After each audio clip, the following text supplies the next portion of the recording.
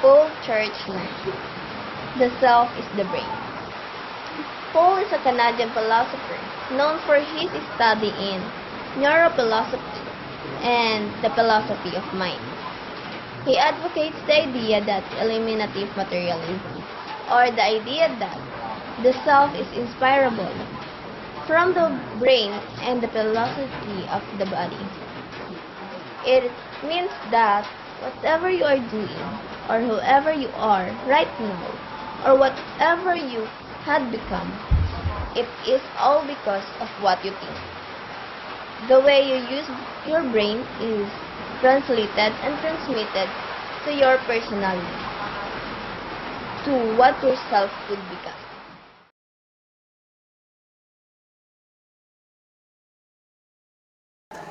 John Locke, the self is consciousness. He holds that the self is primarily constructed from sense of experience, specifically what people see, hear, smell, taste, and feel. Through experience, people may shape and mold the self throughout a person's life. Experience is the key to understand the self, meaning a person might be fully developed and can able to reason through experience, and experience can fulfill one's personality. So according to John Locke, the self is consciousness. Personal identity is constructed primarily from sense experiences, or more specifically, what people see, hear, smell, taste, and feel. So ang pagkakakilanlan natin sa ating sarili ay nabubuo base sa ating sense experience, kung ano ang ating nakikita, naririnig at nararamdaman. Experiences shape and mold the self throughout a person's life. Kung ano ang mga naranasan natin noon, ito ang bumubuo sa kung ano tayo sa ngayon. Kumbaga, experience is the best teacher. Conscious awareness and memory of previous experiences are the keys to understanding the self. Kumbaga dahil sa mga karanasan natin noon, mas nakikilala natin ang ating sarili. Mas naiintindihan natin ang ating sarili. Proposing that people could use the power of reason to gain knowledge and consequently use this knowledge to understand experiences. Using the power of reason and introspection enables one to understand and achieve conclusions about the self or personal identity.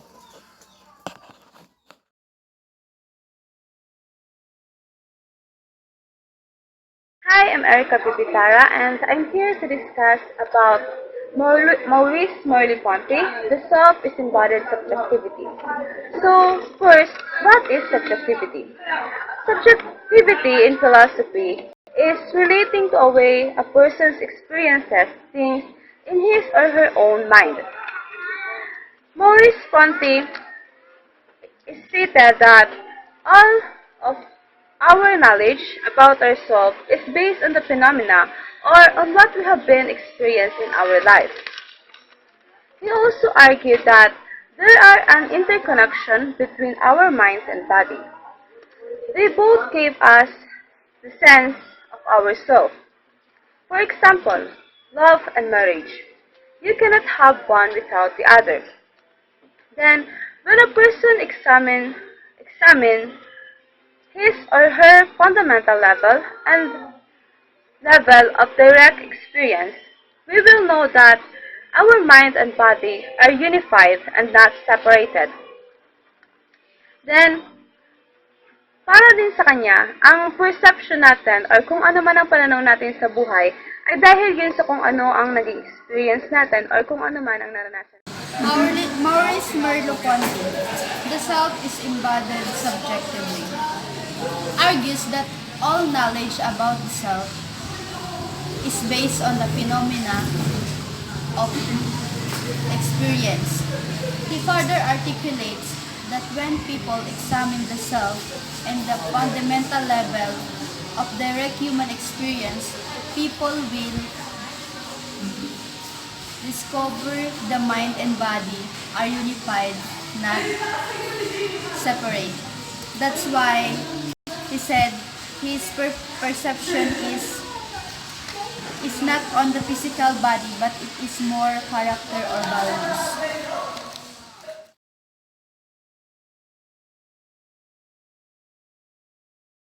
Hello, my topic is about Saint Augustine. The self has an immortal soul. Saint Augustine of Hippo, AD 354 to 430. Hippo means that where he became bishop for about 34 years. Saint Augustine, he is African philosopher who is widely known for his work Confession and for his contribution in philosophy. Saint Augustine believes that man has its immortal soul. Parang soul ng isang tao ay walang hanggang kamatayan. At ayon sa kanya, ang katawan ng ang katawan ay bilang spouse o asawa ng soul. Kaya masasabi natin buo ang pagkakaisa ng katawan at ng soul ng isang tao.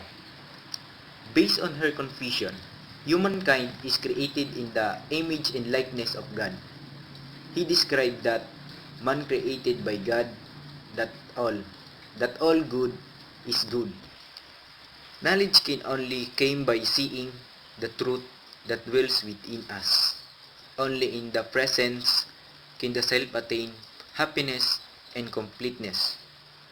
Augustine's sense of self his is his relation to God, both in his recognition of God love and his response to it achieve truth, self-presentation, then self-realization. Augustine believed are called not achieved in real peace without finding God's love.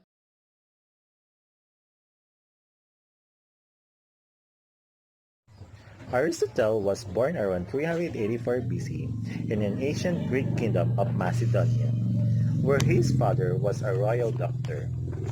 He grew up to be the most influential philosopher ever, which mostly nicknamed the Master or simply the Philosopher. One of his philosophical questions that he answered is, what makes people happy? In his book Nicomachean Ethics, which prescribes a moral code of conduct for what he called good living, Aristotle serenaded in 11 virtues: courage, temperance, liberality, magnificence, magnanimity, pride, patience, truthfulness, wittiness, friendliness, and modesty. Therefore, our happiness is not a state but an activity, and it's determined by our ability to live a life that enables us to use and develop our reasons.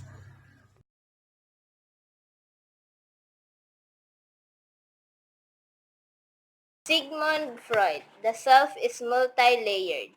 Freud holds that the self consists of three layers: conscious or ego, unconscious or id, and preconscious or superego.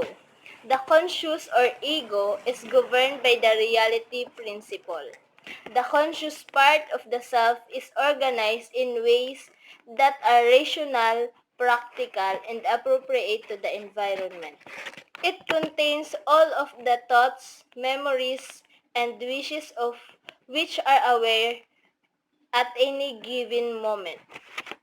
The unconscious part of the self contains the basic instinctual drives including aggressiveness and self-destruction, traumatic memories, unfulfilled wishes, and childhood fantasies, and thoughts and feelings that would be considered socially taboo. It is also a reservoir of feelings, thoughts, and memories that outside of our conscious awareness.